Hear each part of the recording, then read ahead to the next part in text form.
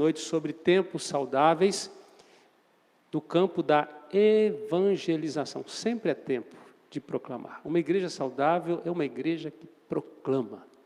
Então, convido você a abrir a sua Bíblia no livro das Gênesis, no capítulo 6.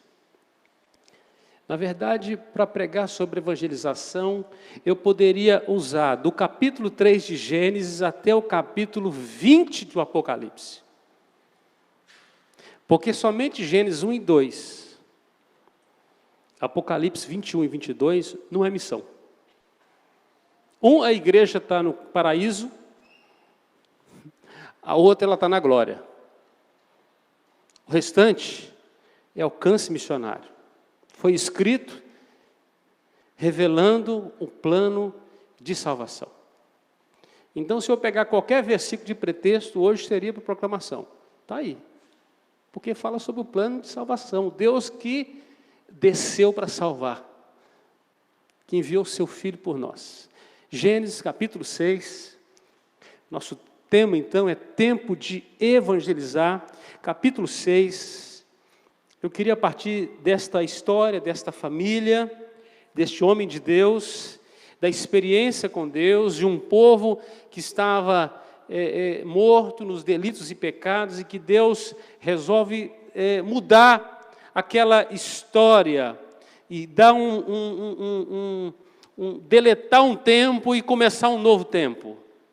Talvez seja necessário na sua vida, para você entender o seu chamado. E diz assim o capítulo 6, a partir do versículo 1, como se foram multiplicando os homens na terra, e lhe nasceram filhas, vendo os filhos de Deus que as filhas dos homens eram formosas, tomaram para si mulheres, as que entre todas mais lhe agradaram. Então disse o Senhor, o meu espírito não agirá para sempre no homem, pois este é carnal, e os seus dias serão 120 anos. Ora, naquele tempo havia gigantes na terra. E também depois, quando os filhos de Deus possuíram as filhas dos homens, as quais lhe deram filhos, esses foram valentes, varões de renome na antiguidade. Viu o Senhor que a maldade do homem se havia multiplicado na terra, e que era continuamente mal todo o desígnio do seu coração. Então, se arrependeu o Senhor de ter feito um homem na terra, ele disse, e isso lhe pesou o coração. Disse o Senhor, farei desaparecer da face da terra o homem que criei, o homem, o animal, os répteis, as aves dos céus, porque me arrependo de os haver feito. Você vai ver que o pecado, ele machuca a criação inteira. Até os seres vivos que foram criados além do homem, também sofrem as consequências do nosso pecado. Porém, Noé achou graça diante do Senhor. Eis a história de Noé. Noé era homem justo e íntegro entre os seus contemporâneos. Noé andava com Deus. Versículo 11. A terra estava corrompida à vista de Deus e cheia de violência. Viu Deus a terra e eis que estava corrompida, porque todo ser vivente havia corrompido o seu caminho na terra. Então disse Deus a Noé, resolvi dar cabo de toda a carne, porque a terra está cheia de violência dos homens. Eis que os farei perecer juntamente com a terra. Faze uma arca de tábuas de cipreste, nela farás compartimentos e a calafetarás com betume por dentro e por fora. Deste modo a farás de 300 côvados, será o comprimento, de 50 a largura e a altura de 30. Farás ao seu redor uma abertura de 1 côvado de altura, a porta da arca colocarás lateralmente, farás pavimentos na arca, um embaixo, um segundo e um terceiro.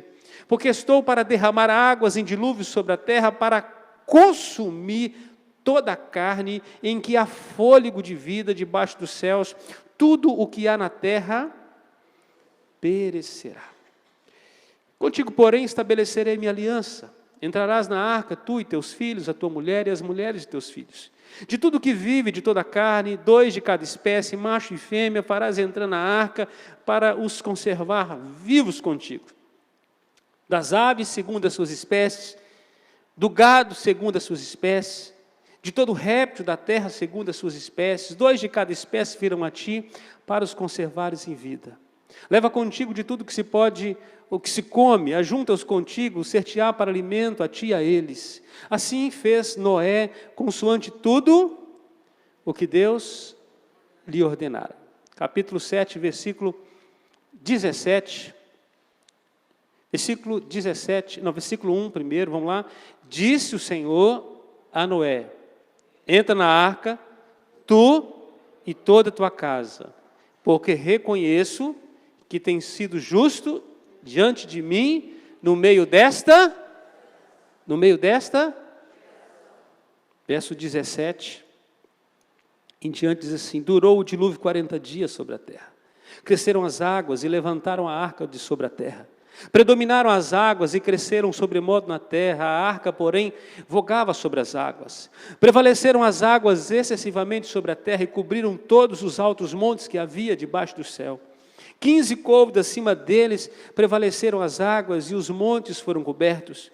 Pereceu toda a carne que se movia sobre a terra, tanto de ave como de animais domésticos, animais selváticos, de todos os enxames de criaturas que povoam a terra e todo homem. Tudo que tinha fôlego de vida em suas narinas, tudo que havia em terra seca morreu. Assim foram exterminados todos os seres que havia sobre a face da terra, o homem, o animal, os répteis, as aves dos céus, foram extintos da terra. Ficou somente Noé e os que com ele estavam na arca. Ficou somente Noé e os que com ele estavam na arca. E as águas durante 150 dias predominaram sobre a terra. Você podia orar. Pede para Deus abrir seu coração, em nome de Jesus, para a palavra que você vai receber nessa noite. Que o Espírito Santo fale no seu coração. Eu sei que já falou pelos louvores, pelas leituras, mas peço para o Senhor abrir. A oração desta noite é que o inimigo não tenha vantagem sobre a semente lançada. No nome de Jesus. Faça assim, baixe sua fronte. Ora, Senhor. Você que está em casa acompanhando pela transmissão, também faça a mesma coisa, no nome de Jesus.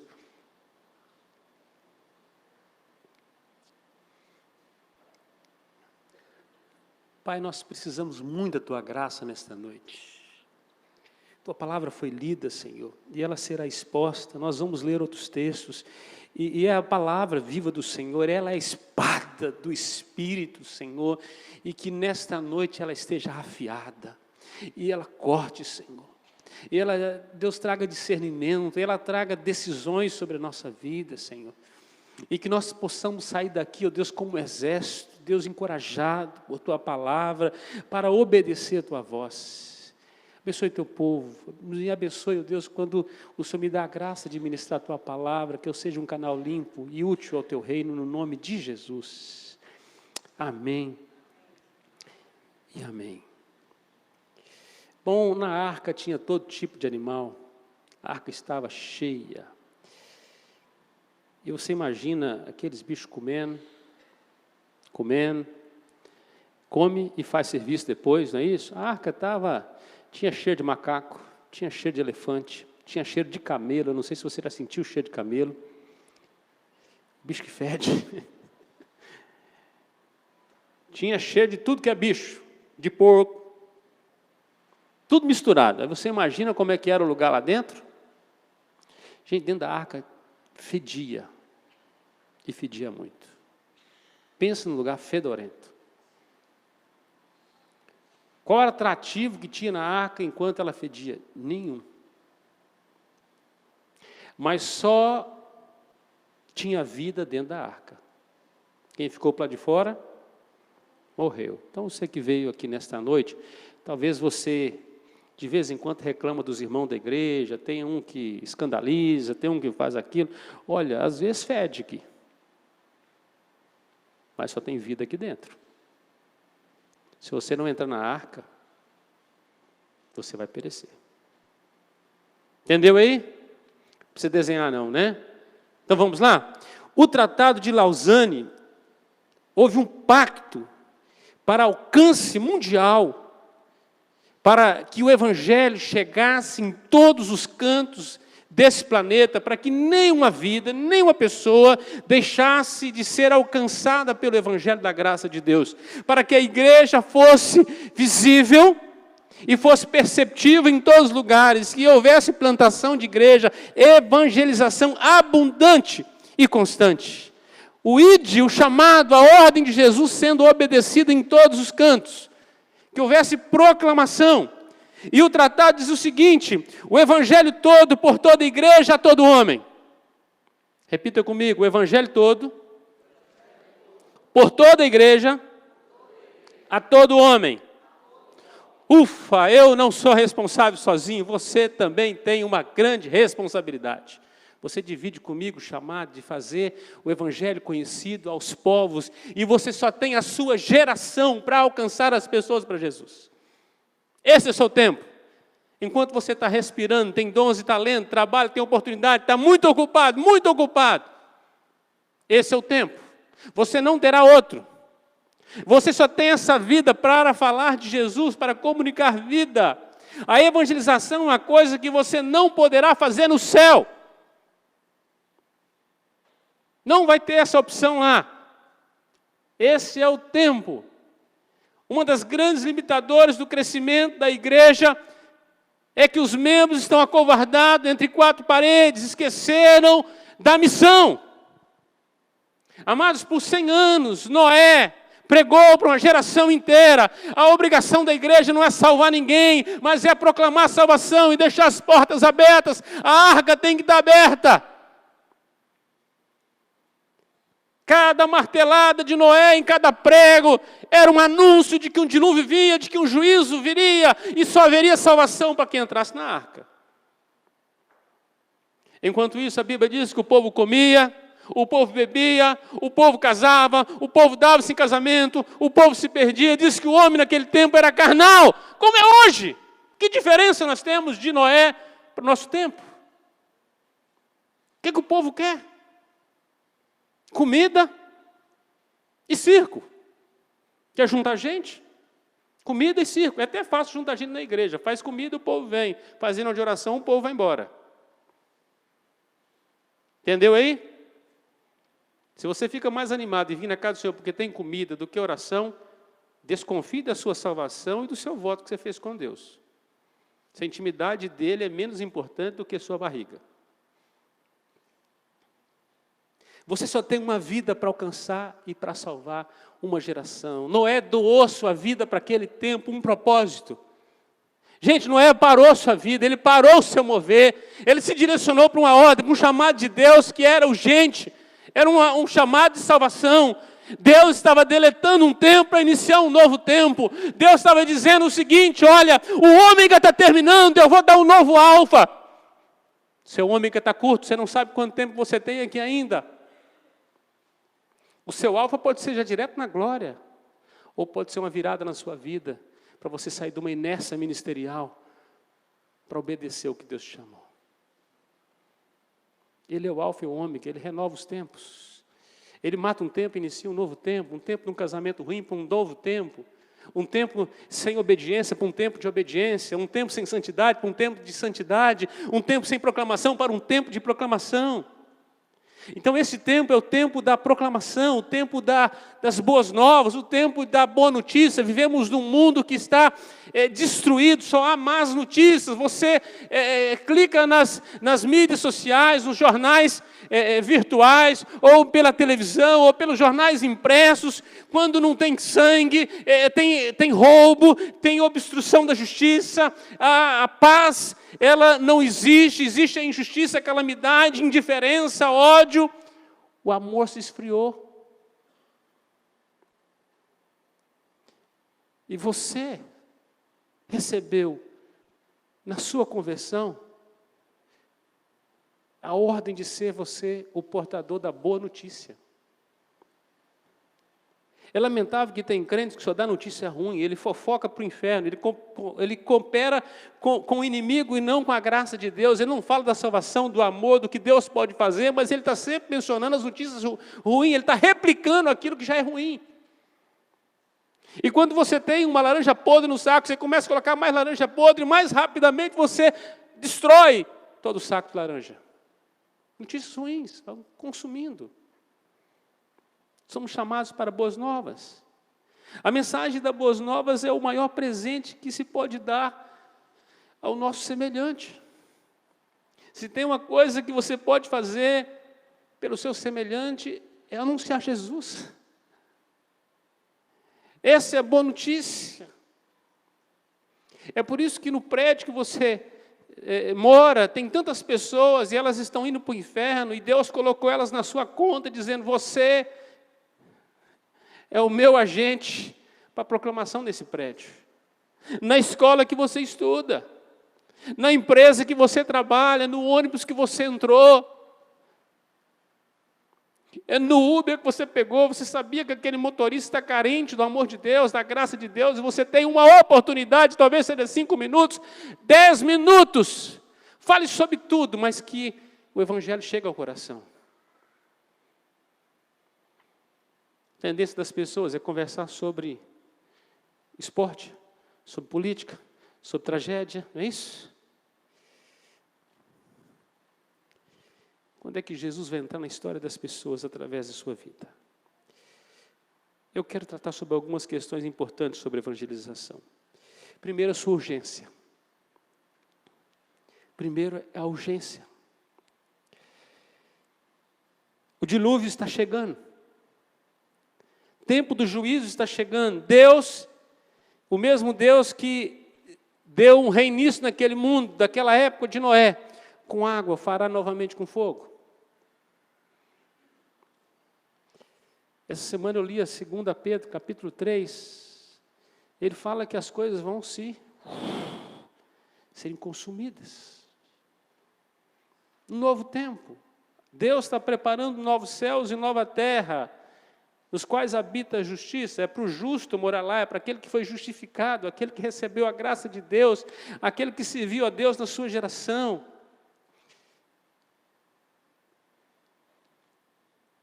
Então o dilúvio está chegando, só há salvação para quem entrar na arca. Está fedendo a arca, mas é o único lugar que tem vida. É na igreja. É por isso, irmão, dando cotovelada, a gente vai se machucando, mas a gente caminha juntos.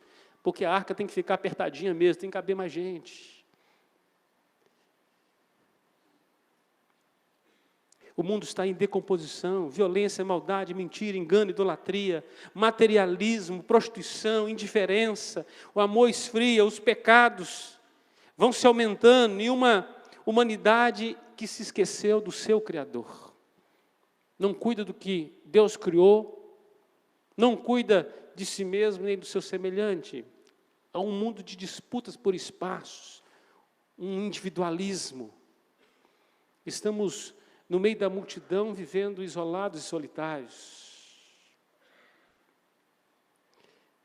A pessoa está morrendo, todo mundo passa por ele, porque já não há sentimento. Nós não podemos julgar aquele levita, nem aquele sacerdote que passou de largo, porque nós não estamos sendo também o bom samaritano. Quem conhece a história daquele homem que foi assaltado e espancado no caminho Jericó, Jerusalém. O homem está indo para o inferno, familiares estão morrendo sem Jesus. E a cada ano que passa, familiares seus vão morrer, a sua família vão ter perdas. E essas pessoas, será que foram alcançadas? A salvação é algo urgente. Carregamos uma notícia que nós não podemos deixar para amanhã, nós não temos muito tempo. Eu queria que você abrisse comigo lá no livro de Judas, capítulo, é o único capítulo, verso 22 e 23, Judas, lá no finalzinho.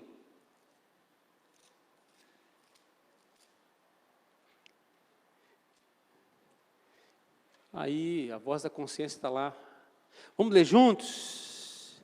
E compadecei-vos de alguns que estão na dúvida, salvai-os, arrebatando-os do fogo. Salvai-os, arrebatando-os do fogo.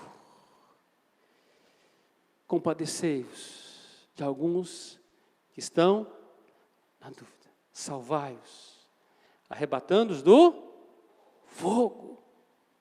Fogo. A evangelização é algo urgente. Eu queria agora você virar suas páginas lá em 2 Reis, no capítulo 7. Amo essa história, porque vai falar de uma realidade de um povo que está morrendo, que está trancafiado numa cidade, e alguém tem uma oportunidade de fazer uma mudança, e poderiam ser egoístas, mas eles resolveram compartilhar o que eles tinham de melhor. A cidade de Samaria está sitiada. Os sírios lá fora foram cortando as entradas, cortou as fontes de água, não entra nem sai ninguém da cidade.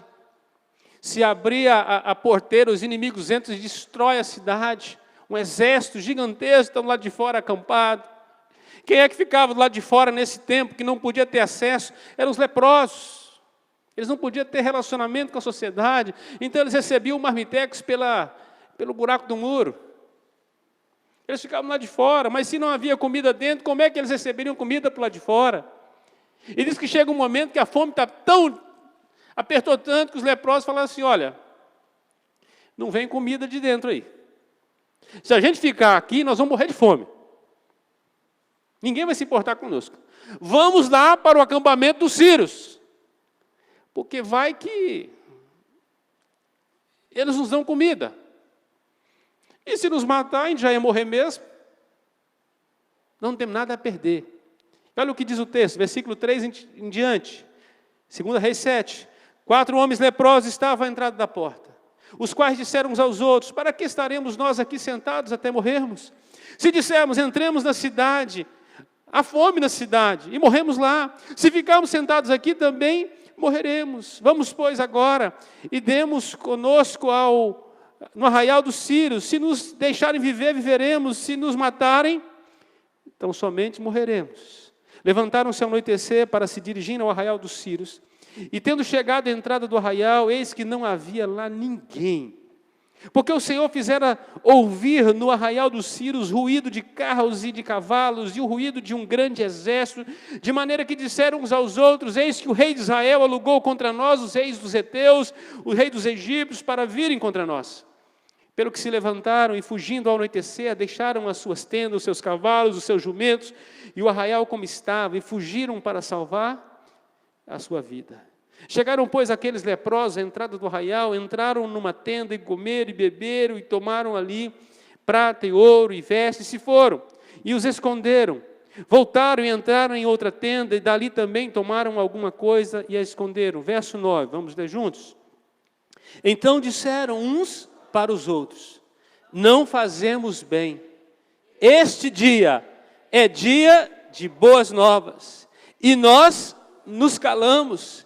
Se esperarmos até a luz da manhã, seremos tidos por culpados. Agora, pois, vamos e anunciemos a casa do rei. Não é bom o que nós estamos fazendo. Esse dia é dia de boas novas.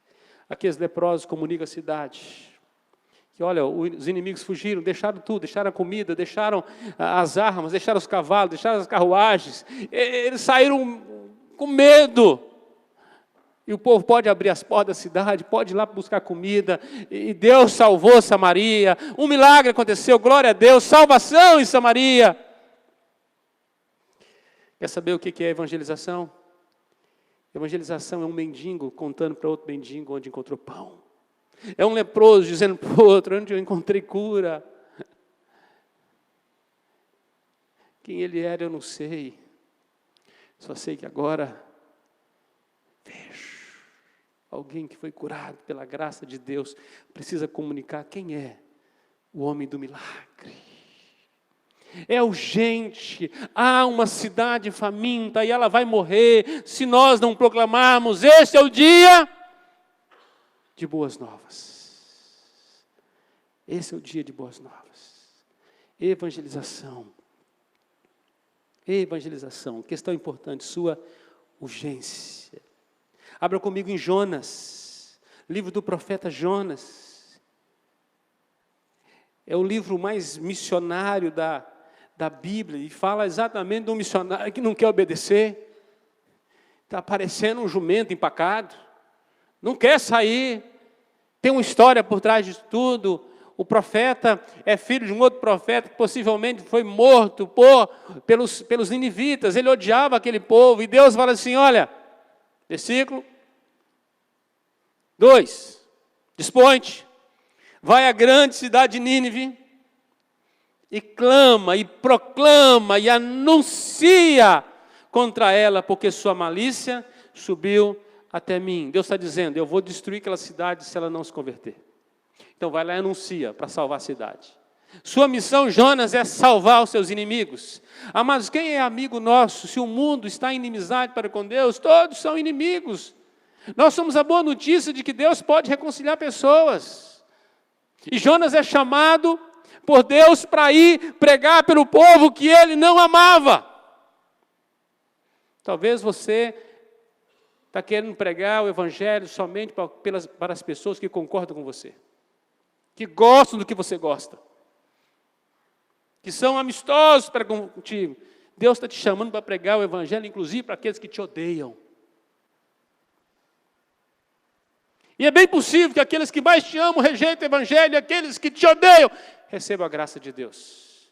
Ele veio para o que era seus, mas os seus não receberam. Todos aqueles, pois, que receberam, deu-lhes o poder de serem feitos filhos de Deus. Os inimigos receberam o evangelho, o povo rejeitado, os gentios. No capítulo 3 de Jonas, a partir do versículo 1, diz assim, veio a palavra do Senhor, segunda vez a Jonas dizendo, dispõe-te, vai à grande cidade de Nínive e proclama contra ela a mensagem que eu te digo. Levantou-se, pois, Jonas e foi a Nínive, segundo a palavra do Senhor. Ora, Nínive era a cidade muito importante diante de Deus. Diga assim, São Vicente é uma cidade muito importante diante de Deus. Diga assim, minha família é uma família muito importante diante de Deus. Você que é estudante, assim, minha escola é uma escola muito importante diante de Deus. Você que trabalha, assim, a minha empresa é uma empresa muito importante diante de Deus. Há vidas ali. E o texto continua dizendo, 3 dias para percorrer a cidade toda. Não tinha Uber na época. Começou Jonas a percorrer a cidade a caminho de um dia. O cara adiantou, correu demais, e pregava, e dizia, ainda 40 dias, e Nínive será exterminada, fulminada, destruída, subvertida. Ora, os ninivitas creram em Deus, aleluia, e proclamaram jejum, vestiram um pano de saco, desde o maior até o menor. Chegou essa notícia ao rei de Nínive, e ele levantou-se do seu trono, tirou de si suas vestes reais, cobriu-se de pano de saco, assentou-se sobre cinza, e se fez proclamar e divulgar em Nínive, por mandato do rei e seus grandes, nem homens, nem animais, nem bois, nem ovelhas, provem coisa alguma, nem os levem ao pasto, nem bebam água, mas sejam cobertos de pano de saco, tanto os homens como os animais, e clamarão. Olha Deus mudando o coração fortemente a Deus, e se converterão cada um do seu mau caminho e da violência que há nas suas mãos.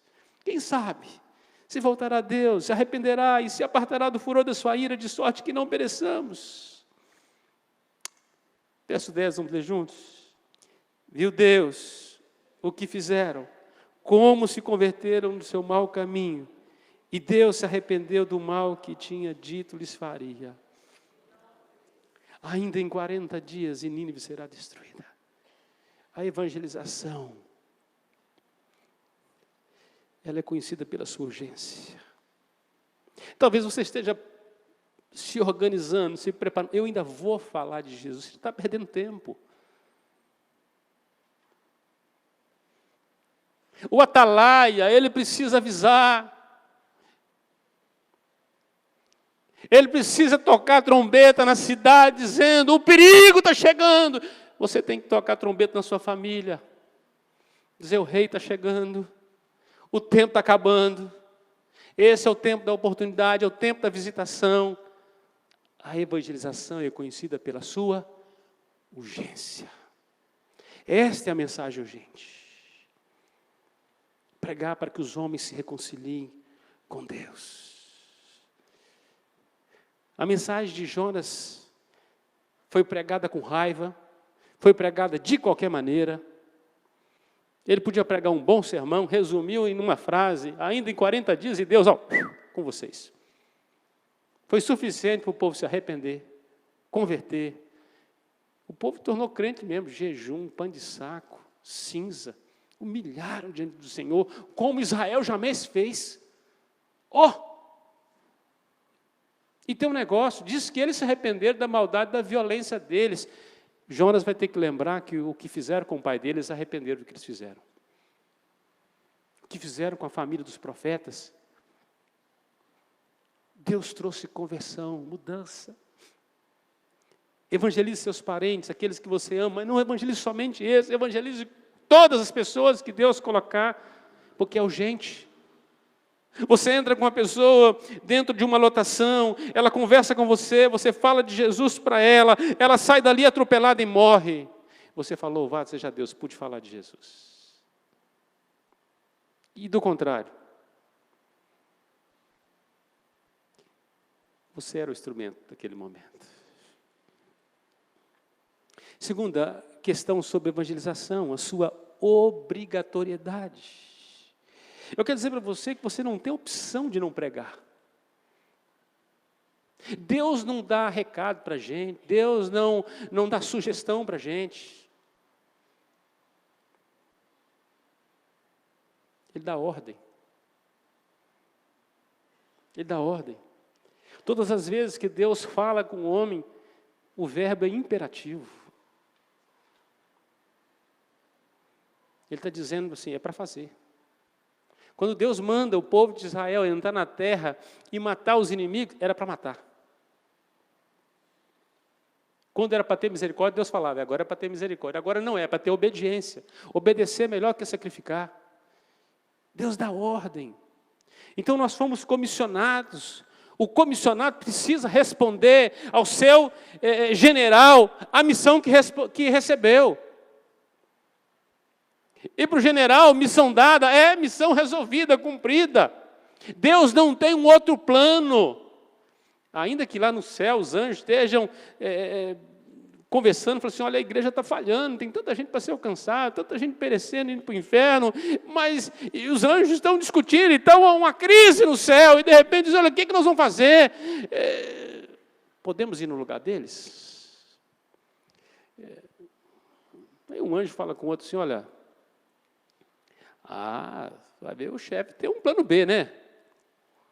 Vamos preparar aqui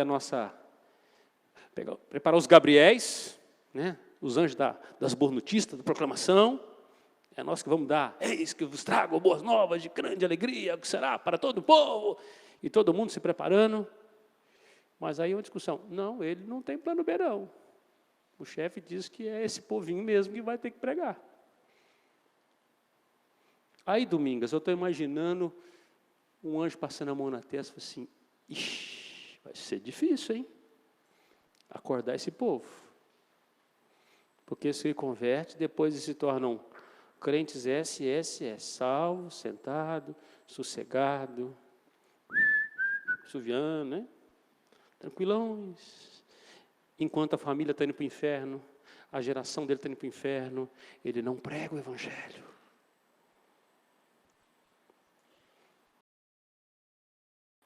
Mateus 28. Esse texto é o texto da ordem de Jesus. Nos 4 evangelhos nós encontramos a ordem do Senhor Jesus para a proclamação. A partir do versículo 18. Vamos ler juntos? Jesus, aproximando-se, falou-lhes dizendo, toda autoridade me foi dada no céu e na terra. Ide, portanto, fazei discípulos de todas as nações, batizando-os em nome do Pai, e do Filho, e do Espírito Santo, ensinando-os a guardar todas as coisas que vos tenho ordenado. E eis que estou convosco todos os dias. 3 motivações nesse texto. O poder e a autoridade do Senhor. Toda a autoridade foi dada para Ele. A presença dEle até a consumação do século. O alvo, alcançar. Ide, portanto, fazei discípulos. Onde? em todas as nações. Ou enquanto você vive, fala, faça discípulos em todas as nações, pregue em todas as nações. Lucas, capítulo 24, pelo Marcos 16:15, esse é um texto muito conhecido. O que diz Marcos 16:15?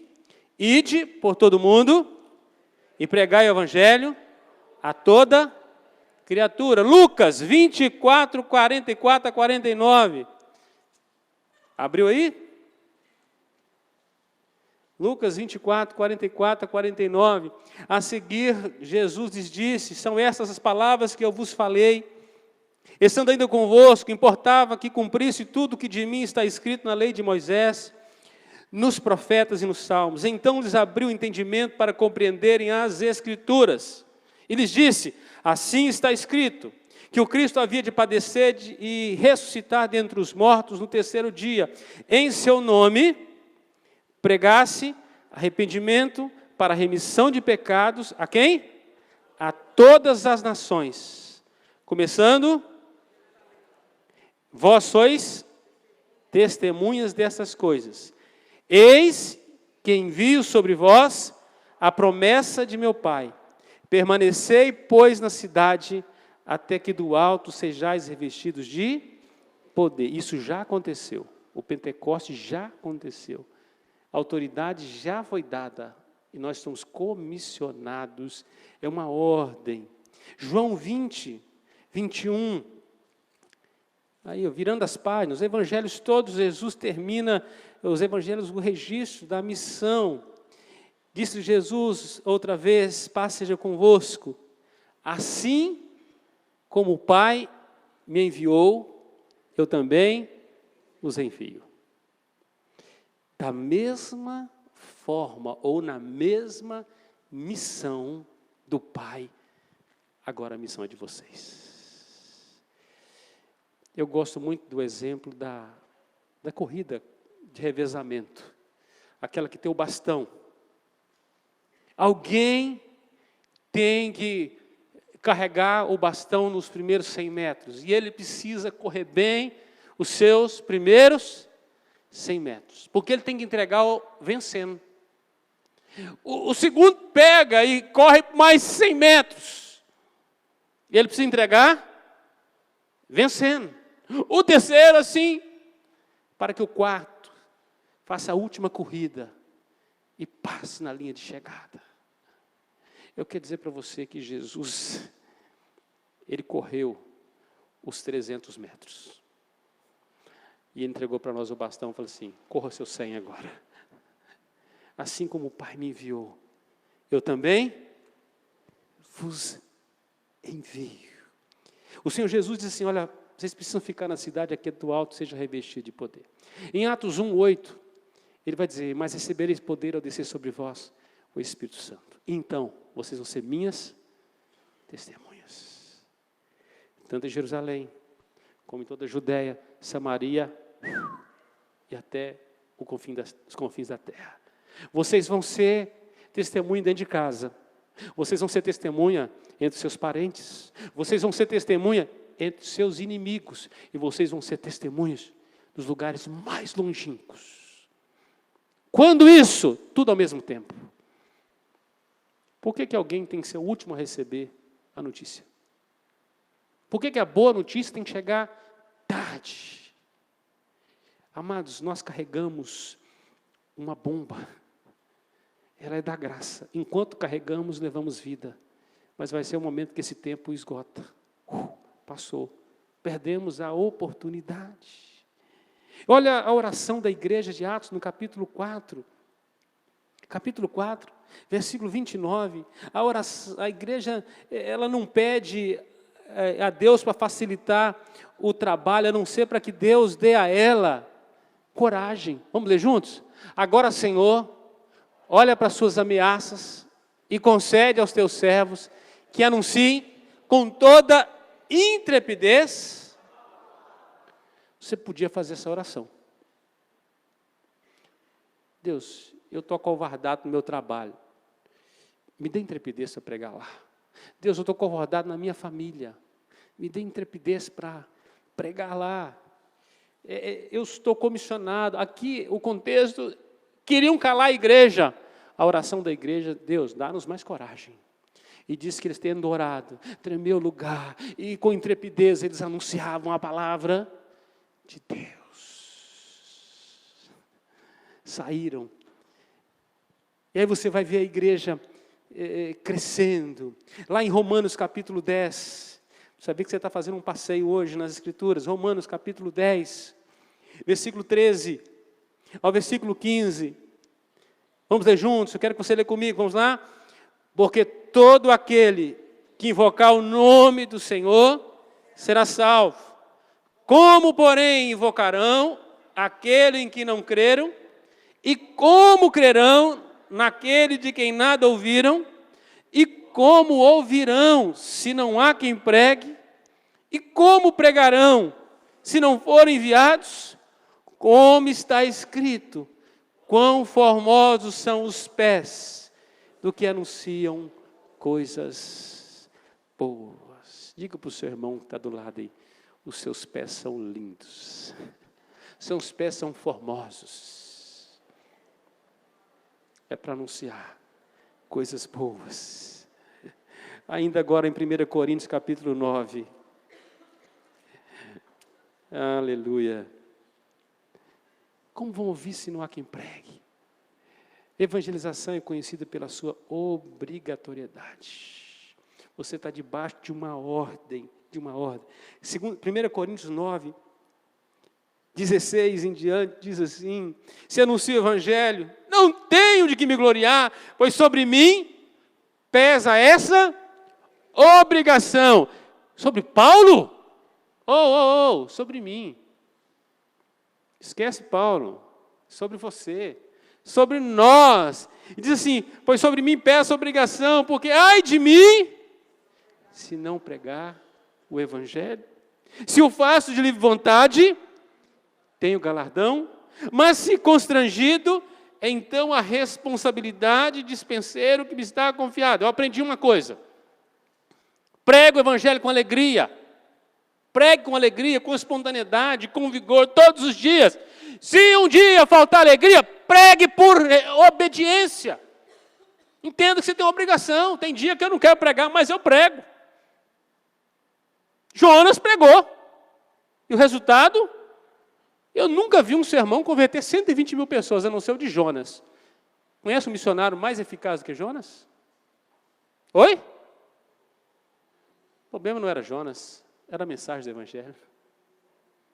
120 mil pessoas. Diz que ele pregou a contragosto, com raiva. No meio da história, ele teve que ficar 3 dias e 3 noites na barriga de um bagre, de um peixe, de uma baleia, o que você pensar aí. Um peixe, a Bíblia diz que é um peixe grande. Não falou que é uma jubarte, nem falou que era uma baleia azul. Um peixe. Eita! E diz o apóstolo Paulo, continuando, nesse caso, qual é meu galardão? É que evangelizando proponha de graça o evangelho para não me valer do direito que ele me dá. Porque sendo livre de todos, fiz-me escravo de todos, a fim de ganhar o maior número possível. Continuando no texto aí. Verso 20, procedi para com os judeus, como judeu, a fim de ganhar os judeus. Para os que vivem sob regime da lei, como se eu mesmo vivesse assim. Para ganhar os que vivem debaixo da lei, embora não esteja eu debaixo da lei. Ao sem lei, como se eu mesmo fosse, não estando sem lei para com Deus, mas debaixo da lei de Cristo, para ganhar os que vivem fora do regime da lei. Fiz-me fraco para com os fracos, com o fim de ganhar os fracos. Fiz-me tudo para com todos, com o fim de, por todos os modos, salvar alguns. Verso 23. Tudo faço por causa do Evangelho, com fim cooperador com ele. Sobre mim pesa esta obrigação. Primeiro, evangelização é conhecida pela sua urgência. Segundo, pela sua obrigatoriedade. Terceiro, pela sua eficácia, os seus resultados. Que maravilha pregar o evangelho, é uma semente que você lança, você não sabe o quanto você vai colher, mas a colheita será certa. Eu brinco com os irmãos sobre um caroço de milho, não um grão de milho, você lança sobre a terra, nasce um pé de milho. Ele pode dar 1, 2 ou 3 espigas. Em média, cada espiga são 320 grãos. Que colheita maravilhosa! Não é nem a 30, nem a 60, nem a 100 por 1. É a 960 por 1. Oh! Olha o que Deus pode fazer. Teve o Jonas que lançou uma semente e o dele foi 120 mil por 1. Ó! Que sustância, hein? Quem sabe vai ser você, aquele diácono que vai colocar o Billy Graham naquele banco, para ele ouvir de Jesus. E depois, um dia ele vai para uma caravana visitar os lugares de avivamento, e ele vai ajoelhar lá numa casa para orar, e ele orando lá, ó Deus de John Wesley, faz de novo, Senhor, como o Senhor fez naqueles dias. Até alguém bate, vamos embora, Billy Graham. Mais de 1 milhão de convertidos no seu ministério. Mais de 1 milhão. Bendito o diácono que recebeu na porta, hein? Romanos, capítulo 1, verso 16 e 17. Fica tranquilo, não vai ser na parte que bate, não. Romanos é dureza, né? Desafio você ler o capítulo todo e depois obedecer. Fica a dica. Quem tem ouvidos para ouvir, ouça. Verso 16 e 17, vamos ler juntos? Pois não me envergonho do Evangelho, porque é o poder de Deus para a salvação de todo aquele que crê, primeiro do judeu e também do grego, visto que a justiça de Deus se revela no Evangelho, de fé em fé, como está escrito, o justo viverá por fé. Pois não me envergonho do Evangelho, porque é o poder de Deus para a salvação. Será que você não se envergonha do Evangelho? É porque eu era adolescente, faz pouco tempo. A Sociedade Bíblica fabricava umas biblinhas assim, com a letra que, para você ler, tem que ter olho de águia. E a turma comprava e colocava no bolso como carteira. Porque adolescente naquela época era tudo quebrado, não tinha dinheiro, né? Funcionava como carteira. E eu lembro do meu pastor, na época, que falava assim, vocês são um bando de 007, agente secreto de Jesus. Ninguém sabe que vocês são crentes, disfarçados. Ele falou assim, vocês têm que comprar daquelas grandonas. Compra daquelas grandes. E a hora que você estiver na escola, você põe ela. Né? Você pode até não usar ela na hora, mas fica lá. E o povo vai perguntar assim, você é crente? E aí você aproveita para pregar o Evangelho.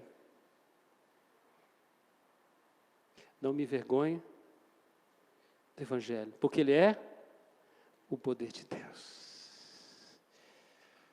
Sabe por que eu prego hoje? É porque eu creio no que eu prego. É a palavra de Deus. Ela não volta vazia. Ela cumpre os propósitos, ela é poderosa. Lança semente. É como o pão que se lança sobre as águas, depois de 7 dias acharás. Haverá um tempo que a semente germinará e produzirá frutos. Alguém um dia vai dizer assim, entendi tudo o que ele pregava. Louvado seja Deus. Tem conversão retardada, né? O sujeito ouve hoje, outro rega ele, uma hora ele acorda. Louvado seja Deus, está vivo ainda, deu tempo, né? Deu tempo. Eficácia. Primeira, Romanos 10, versículo 17. Quem sabe de cor, repita comigo, a fé. Como é que é? Está aí, ó. E assim, a fé vem pela pregação. E a pregação? Como é que vem a fé? Pela pregação. Do pastor?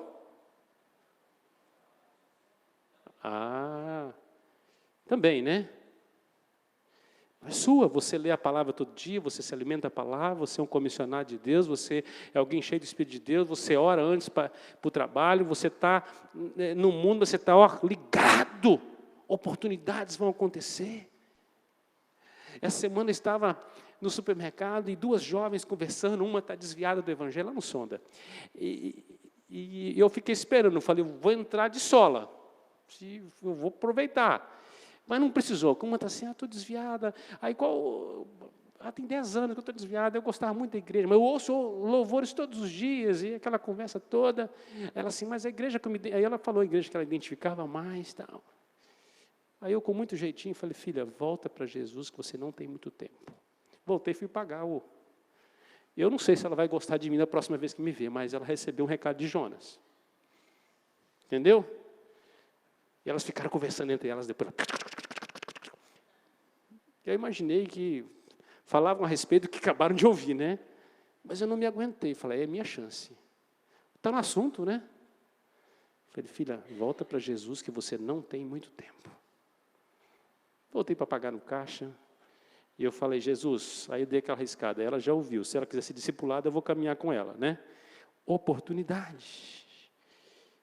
1 Coríntios 1, 18. Está fácil aí? Vira a página das Escrituras. Então, é o poder de Deus. É pela pregação que vem a fé. Então, você precisa abrir a sua boca, pregar. É eficaz. Paulo vai dizer, 1 Coríntios 1, 18, certamente, a palavra da cruz é loucura para os que se perdem. Mas para nós que somos salvos, poder de Deus, nós anunciamos uma palavra poderosa, ela não volta vazia, ela transforma, ela quebra corações duros. A palavra de Deus. A palavra de Deus. É poder de Deus. Atos 2, 37 a 41. Rápido, é um texto lindo. Pedro prega o primeiro sermão, o Espírito Santo derramou de maneira abundante, e de repente há uma pergunta: que faremos, irmãos, à vista destas coisas? O que nós vamos fazer agora? Atos capítulo 2, está aí. Ouvindo ele essas coisas, compungiram o coração, perguntaram a Pedro e aos demais apóstolos: o que faremos, irmãos? E o que diz lá? Respondeu-lhe Pedro, que arrependei-vos, cada um de vós seja batizado em nome do Senhor Jesus Cristo, para a remissão dos vossos pecados. E naquele dia, 3.000 pessoas. Palavra abençoada, hein? A palavra de Deus é poderosa. A pregação, ela é sempre eficaz. A evangelização sempre é eficaz. 3.000 pessoas. Capítulo 4, versículo 4. É só você virar aí a página. Capítulo 4, verso 4. Muitos, porém, dos que ouviram a palavra, subindo o número, já não cabe mais. É por isso a preocupação não é construir grandes templos, é ter muitas igrejas, né? Não cabia. 5.000 pessoas. 5.000 pessoas. Atos 8, versículo 4 a 8, olha aí. Olha a eficácia da pregação. Quero que você saia animado com Jesus. A partir do versículo 4. A perseguição se levantou, Estevão tinha morrido, e o povo com medo, a diáspora acontece, o povo está se espalhando e diz assim, entre mentes, os que foram dispersos, o que eles faziam? Iam por toda parte, pregando a palavra. É por isso que você está em São Vicente, o Evangelho chegou aqui, louvado seja Deus. Aqui é os confins da terra para quem estava lá, mas para nós é nossa Jerusalém. É daqui para fora agora. Os que iam para toda parte pregando o Evangelho. Filipe, descendo a cidade de Samaria, anunciava-lhes a Cristo. Olha, os samaritanos recebendo o Evangelho, que coisa boa. E o que acontecia? As multidões atendiam unânimes as coisas que Filipe dizia. Gente, já não é mais 3.000, já não é mais 5.000, agora são multidões. Multidões. Fiquei sabendo que reuniram na Marcha para Jesus em São Paulo essa semana mais de 2 milhões. Um encontro. Você já imaginou quanta gente tem no Brasil, quantas multidões já tem, decorrentes desse evangelho eficaz que transforma? Lá em Atos 16 diz que Paulo retira-se para um lugar de oração e lá Lídia chega para ouvir E diz que Deus ganha o coração dela, transforma o coração dela. Capítulo 16, 14 e 15. Olha só, multidões, mas pessoas simples também são alcançadas na sua individualidade. Versículo 14 e 15. Certa mulher chamada Lídia, da cidade de Tiatira, vendedora de púrpura, temente a Deus, nos escutava. O Senhor lhe abriu o coração para atender as coisas que Paulo dizia. Depois de ser batizada ela, toda a sua casa, toda a família. Olha só que coisa maravilhosa. O poder, a eficácia da evangelização. Louvado seja Deus. Se você vira, você continua na página, diz que decorrente da cura de uma jovem adivinhadora, a perseguição se acentua, Paulo e Silas é preso, e eles são surrados, a noite inteira eles louvam, versículo 25, eles oram, eles cantam louvores ao Senhor, e diz que na madrugada as portas se abrem das prisões, do cárcere, um grande terremoto, o carcereiro quer suicidar, mas Paulo fala assim, não te faça mal, todos estamos aqui, e diz que eles trazendo para fora, e a primeira pergunta, o que eu devo fazer para ser salvo também? Trouxe Paulo, antes de curar as feridas, o carcereiro quer saber o seguinte, olha, vocês estão bem machucados, mas é mais urgente o que eu preciso ouvir do que a cura física de vocês. Primeiro eu quero saber, o que eu preciso fazer para ter a alegria que vocês têm, essa vida dentro da prisão. Aí, crê no Senhor Jesus e será salvo, tu e tua casa. E aquele dia foi uma festa, um banquete, batizou um tanto de gente, menino, escravos, todos estavam naquela casa, foi uma alegria só. Está aí, você pode ler o texto todo, rico esse texto da palavra do Senhor. E Atos 19, 10, Paulo, na sua missão, ele chega em Éfeso, e ele prega o Evangelho. E diz que 2 anos, Paulo treinou, capacitou pessoas ali. Vamos ler juntos? Durou isso, por espaço, 2 anos, dando ensejo a que todos, habitantes,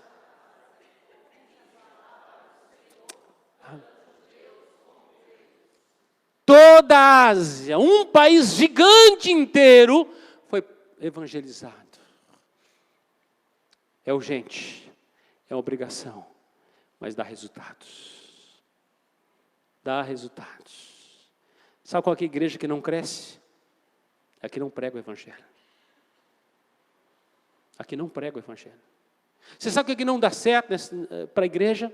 A não proclamação. A única ordem que a igreja recebeu foi fazer discípulos. Foi falar de Jesus. É a missão da igreja. Nós adoramos, nós jejuamos, nós nos consagramos, enquanto na missão. Não é a parte da missão. Então, se você acha que você vai se consagrar 40 dias e 40 noites para depois sair, você está enganado. Enquanto indo fazer discípulos. Jesus nunca parou a sua vida de oração para evangelização e nunca parou a evangelização é tudo ao mesmo tempo. Durante o viver, você tem que ser crente integral, não é tirar 30 dias de santidade e o restante de calamidade. Todo o tempo haverá oportunidades, corações famintos, e os resultados serão grandes se você abrir sua boca. Eu quero trazer o último aspecto importante, é o seu privilégio. Noé foi chamado, foi conclamado por Deus para a sua geração. Eu quero dizer que você, exatamente você, foi chamado por Deus para a sua geração. Entenda o seu privilégio.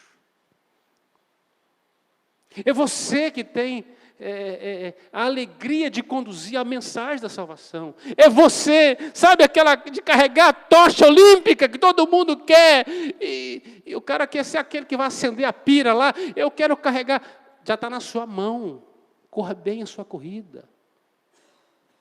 Entregue bem o seu recado. Privilégio, você foi escolhido, cada um de nós somos escolhidos para isso. Eu gosto muito de um versículo que está em Esther 4,14.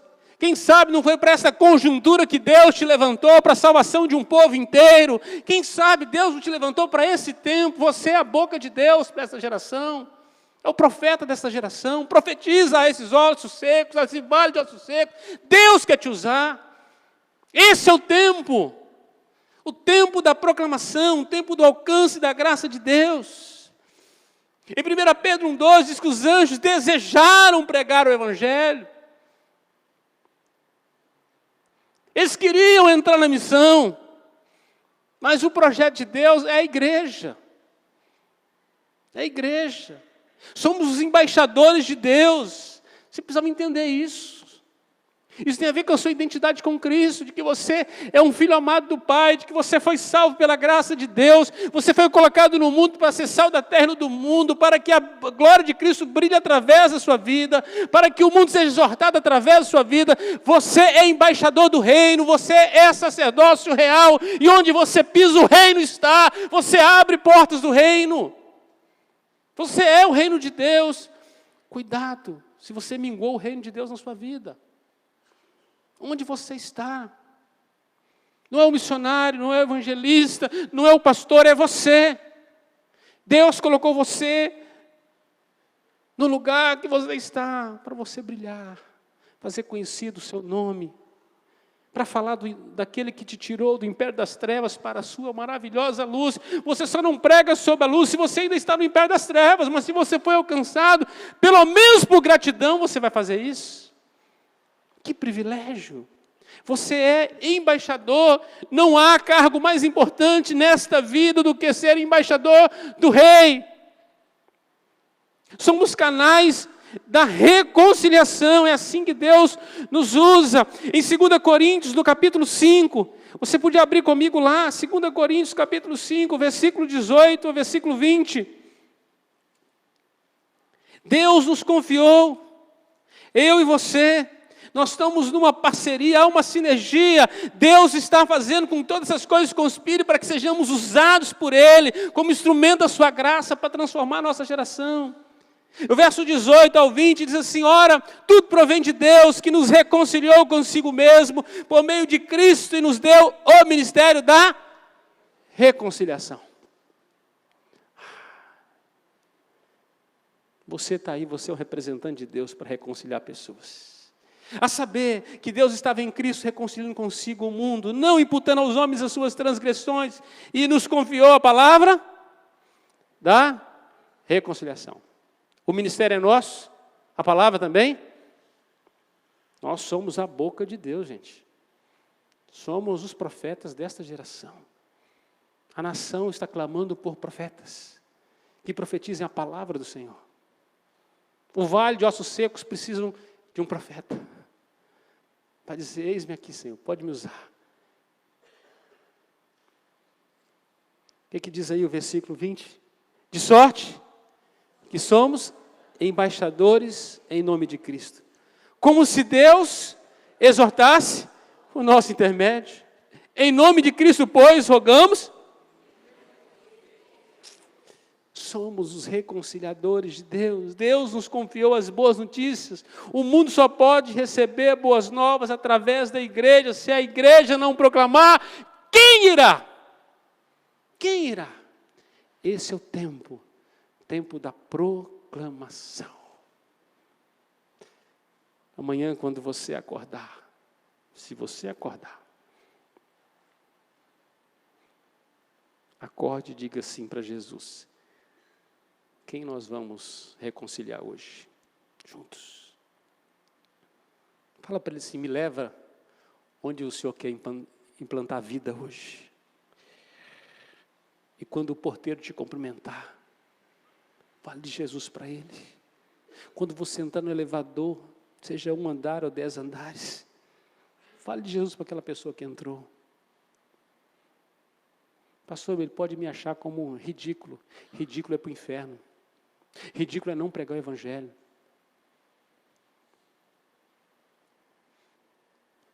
A igreja cresce pela proclamação. Concluindo, amados, na obra da evangelização precisamos entender a urgência. Noé anunciou uma mensagem, 1 hora a arca fechou a porta e a água desceu, não teve mais tempo. Você só tem essa vida para pregar o evangelho. Precisamos entender a nossa obrigação. Não adianta contratar alguém para fazer. Quando a gente abençoa um missionário num campo transcultural, nós estamos cooperando, mas nós somos responsáveis por proclamar. Eu já prego o meu testemunho. Não existe testemunho sem fala. Porque a fé vem pelo ouvir a pregação. Então você tem que abrir a boca e falar. É mudo, gesticula. É mudo e cego, escreve. Dá um joinha. Tem jeito. Comunica. Os resultados são grandiosos. Eu sou fruto da evangelização. Alguém deu certo.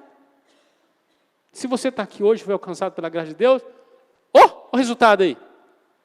Agora, você não pode cortar o ciclo. Você precisa ser o canal para fluir dessa graça ainda mais.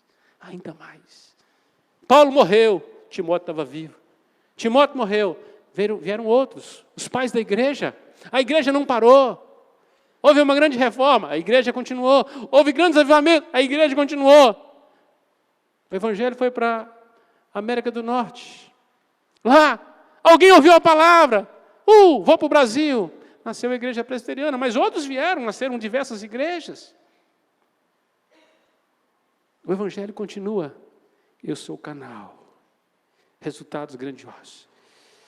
Precisamos entender o nosso privilégio.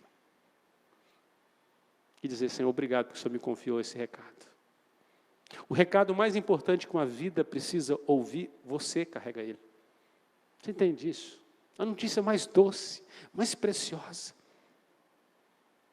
Os anjos um dia fizeram, eis que vos trago boa nova de grande alegria, mas hoje é você que chega e entra numa casa assim, olha isso, que tem uma notícia para vocês que é de muita alegria, vai trazer regozijo e paz, transformação e esperança.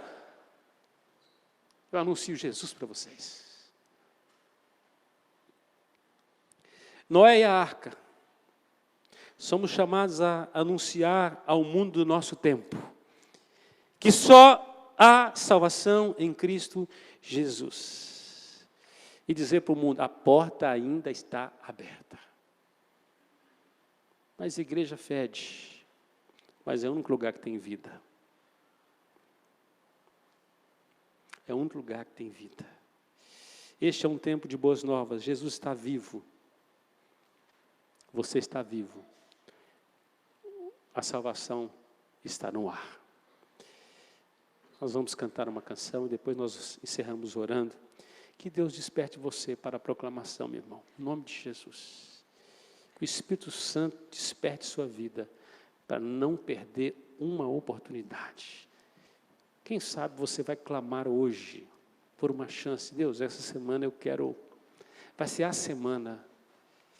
Nós estamos orando pela EBF, um evento com as crianças vêm aqui. Irmãos, isso é o mínimo. Devemos ter hoje 200 e poucas pessoas aqui. Mais aqueles que ouvem pela internet. Se cada um de nós pregar para uma pessoa por dia, durante os próximos 7 dias,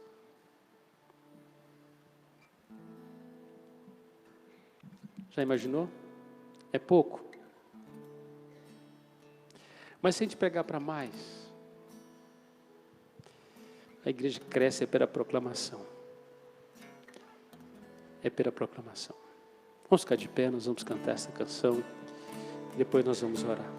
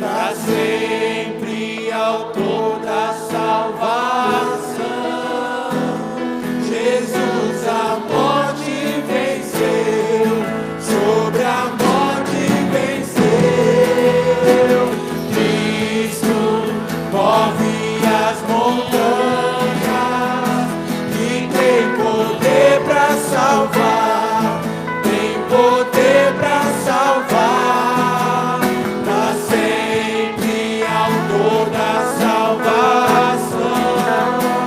Jesus a morte venceu, sobre a morte venceu.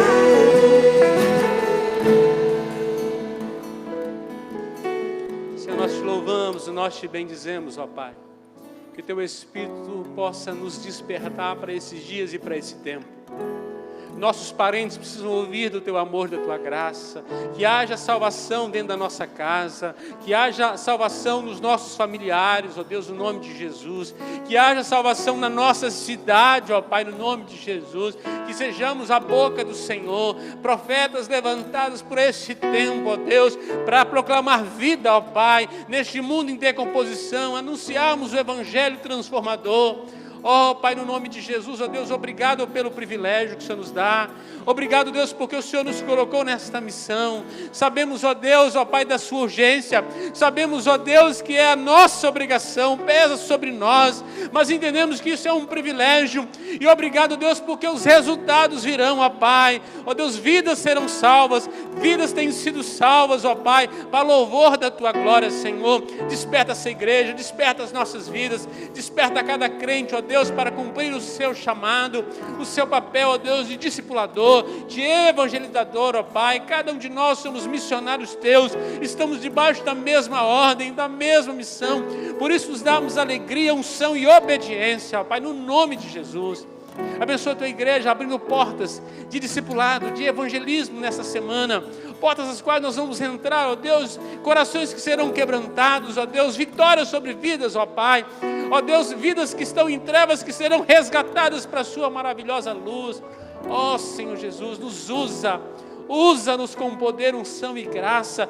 Ó Deus, pedimos, ó Deus, tua graça de podermos participar daquilo que o Senhor está fazendo e vai fazer, para louvor da tua glória e para a nossa alegria. Amado, ide em paz, que a graça do Senhor Jesus Cristo, graça salvadora, que o amor eterno de Deus, o nosso Pai, que não poupou o seu Filho bendito por nós, que a unção, o poder, a comunhão do Espírito Santo repouse sobre nós, nos dando autoridade e alegria em proclamar o Evangelho da graça de Jesus até o seu retorno glorioso. Até aquele dia podemos falar, comungar e transmitir o Evangelho salvador de Jesus Cristo. Deus te abençoe, amado.